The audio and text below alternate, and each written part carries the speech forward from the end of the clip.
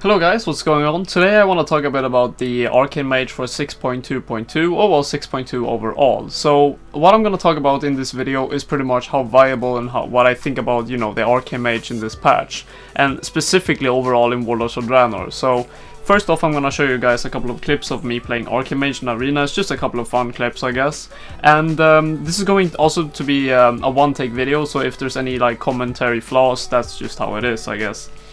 So what I want to talk about first is casting as an Arcane Mage. Now, everything you do cast except either Ring of Frost or Frostjaw is arcane spells. So if you get locked on, for example, Polymorph, then you can do anything for around 6 seconds, depending on what kind of spell lock you got. Like if you got counterspelled, then it's 6 seconds. If it's a warrior lockout, then it's 4 seconds. So obviously that's a time where you can't really do anything. So that's one of the really big downsides to Arcane Mage. So if you do like try to cast a Polymorph and then you get locked, then all you can do is just jump around for 6 seconds. So that's why a lot of people do prefer Frost Mage, as well as the Frost Mage have Deep Freeze, and that's something that the Arcane Mage doesn't have. Now what the Arcane Mage do have, which I really enjoy using, and the reason to why, one of the big reasons to why I love playing Arcane, is the Presence of Mind spell. Now the Presence of Mind spell is a spell that has a cooldown of 1.5 minutes.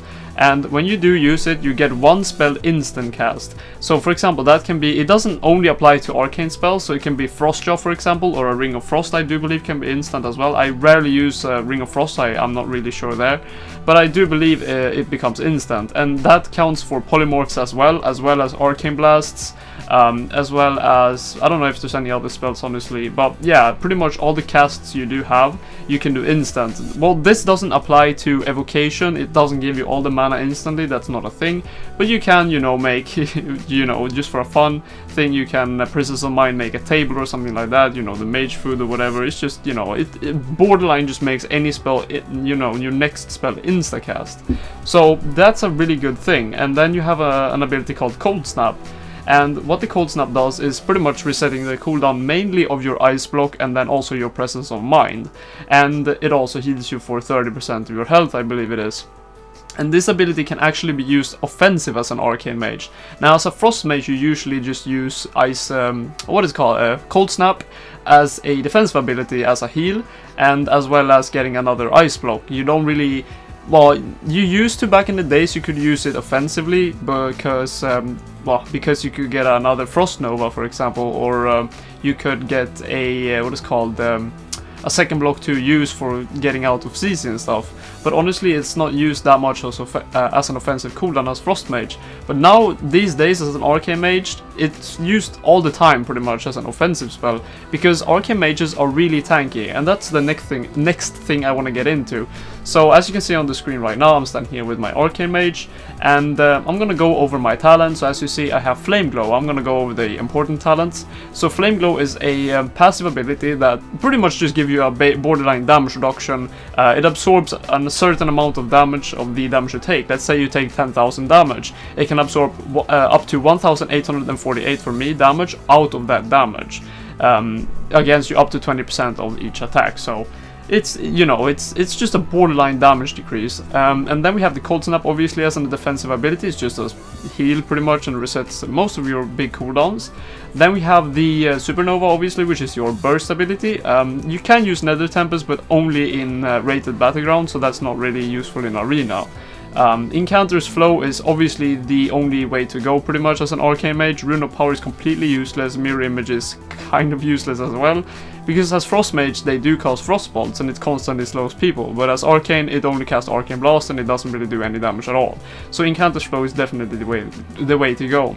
Now for the last talents, this is something I really want to talk about. A lot of people are telling me to go Prismatic Crystal. Now the problem with Prismatic Crystal is that if anyone stacks, which is good players will try to stack against you, because they do know that if you put down a Prismatic Crystal and they stack, you're not going to do any damage pretty much. It's just going to get split amongst everything. And for example, if a hunter has their pet out, the pet runs to the hunter and then you're just going to do less damage. It's just very clunky ability to use. If you play with a rogue, I would recommend to use Prismatic Crystal versus certain teams.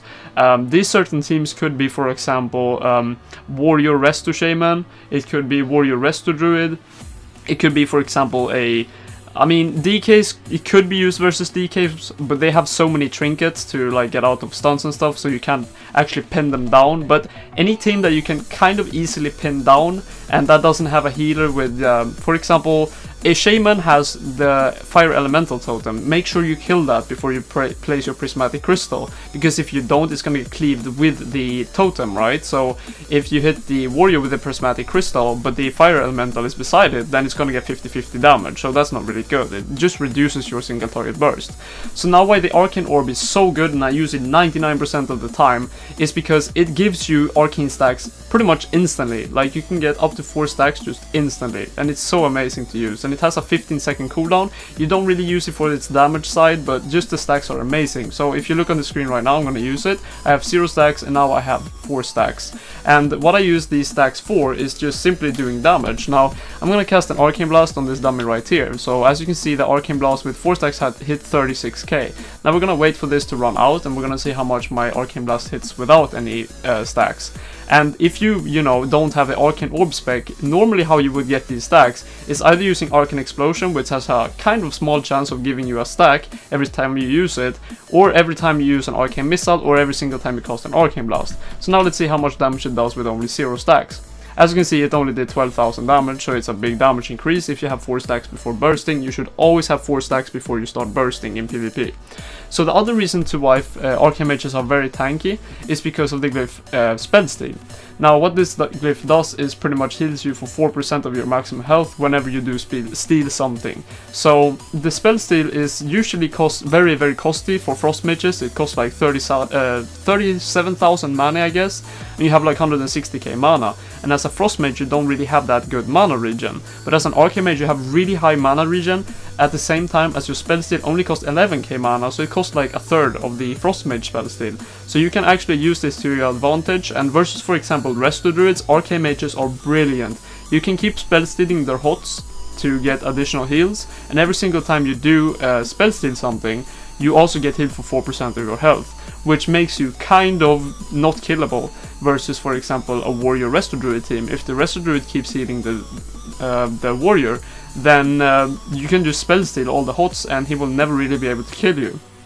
Along with the Arcane Mages having the slow ability, which is a 50% slow, which is spammable, and it's up for 15 seconds. So it's very easy for an Arcane Mage to kite, and when you blink as an Arcane Mage, you also get a sprint for a short time. So it's very easy to kite melees as an Arcane Mage if you have some kind of support from your partners to peel them off when you don't have any blink or blazing speed left or slow.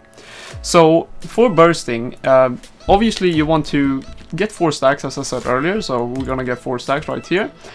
Then you can have some kind of add-on. I use Tell Me When, for example. It shows all your trinket procs and your stacks. As you can see, I have 4 now, and I have my trinket proc.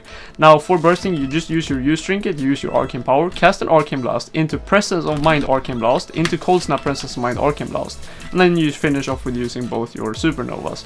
Now this can only be used if you're not under massive pressure. So if you know that you can do a lot of damage in a short amount of time, and you know that you're fine, you're not gonna die if you risk it, because you do risk a 3-minute cooldown, which is also the reset of your ice block.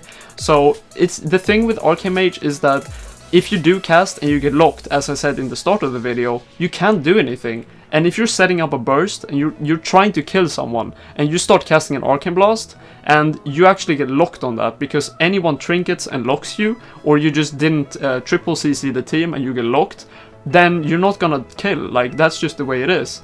So you might have to actually risk your Cold Snap to get a kill, because when I do burst fully on my Arcane Mage, when I play 3s or when I play 2s, I use my Arcane Presence of Mind in the opener along with a cast with Arcane Power and 4 stacks, which I just did, and I can crit like 120k or something like that.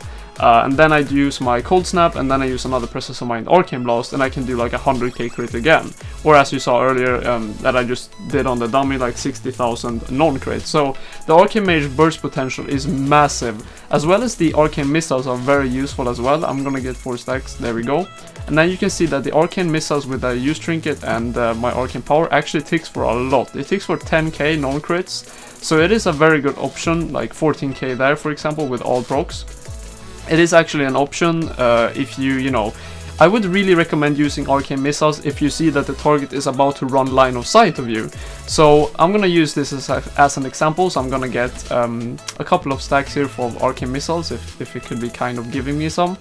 Let's see, there we go. So for example, let's say I'm standing here right now, and then the target is about to run line of sight of me. So the target is, for example, I'm the target right now, and the target is, let's say I would be the dummy here, right? And then the target would be here. Then the target would run behind the pillar here. Just before it runs behind the pillar, you can actually start channeling Arcane Missiles, and it will go straight through the wall. And I think that a full Arcane Missiles with every single proc in the game, if none of them crits, does like 70,000 damage or 60,000 damage. So if they're low health, you can actually finish people off like that. So that was pretty much it, what I wanted to cover, I guess. The Arcane Mage playstyle is very unique, and I think that when you do realize that your gameplay evolves around you pretty much kiting the team and just surviving until you have cooldowns again, you will be a lot more successful as an Arcane Mage. Because I see a lot of Arcane Mages just trying to cast Arcane Blast all the time and just try to get pressure. That's not the way to go. Like, what you want to be doing is playing with teams that have a very good survivability. For example, I would recommend playing with Boomkins because they have a lot of self-heals and they can kite really well. For example, in 2v2, I used to play a lot of Boomkin Arcane Mage. I went 2.4k in 2v2 as that comp. And what we did was pretty much, I used 2 stamina trinkets, which gave me even more health. And as the spell steal heals you 4% of your health every single time you spell steal, that actually equal to around, I think 15,000 heal every single time I spell stole, as well as I could use the trinket and get like 70,000 health, which actually upped my healing to like 18k per spell steal or something like that. And then I could just kite all the time, as well as this Ysera's gift kept healing me all the time, along with rejuvenation. So there's just a lot of healing, and they can't really kill me. So all I do is just kite the whole game, and then we do get a setup with a bash on the DPS at the same time as a polymorph on the healer, or a Frostjaw, or you know, a Ring of Frost or something. And when that happens, we can just burst the hell out of the target, and then we just run again. It's a really, you know, awkward playstyle, I guess, but it's just very fun and enjoyable for me, I guess. So keep in mind that you don't want to face tank people, which means that you don't want to stand in their face and just try to cast Arcane Blasts, because you're not going to win that way. It's not going to happen, and I would never play a comp with an Arcane Mage with a partner that can't really heal themselves. For example, let's say a Warrior. A Warrior can do a lot of damage, but they can't really survive for a long time on their own. As you know, Ferals can do that pretty well, they can kite pretty well. Ret Paladins, they can survive pretty good on their own, you know, they have a lot of bubbles, they have a lot of self-heals. You can play a rogue with a rogue as well, but then you just have to go very, very explosive. As you saw in the start of the video, we killed the Warrior in the opener by double sapping the healer into a blind, and we just won because we did so much damage in the opener. I just used everything in the opener. That's the only way you can really play with a rogue, because a rogue, you know, if he trinkets and then he gets stunned or something, he's gonna die very quickly. So you have to win very quickly, and you don't really have any support healing as an Arcane Mage playing with a rogue, only Peeps pretty much. So I don't want to make this video way too long, because you know, I could talk about Arcane Mages forever. I'm just gonna end up with me pretty much telling you my experience as an Arcane Mage, so you know that this material is not some, you know, 1400 rated mage talking. I'm gonna go into my, actually it's just gonna lag when I go into my statistics, but we can go into my rated arenas. As you can see, I have pretty much all the arena achievements, and I haven't actually gotten all these as Arcane Mage. I got one as Frost, I believe.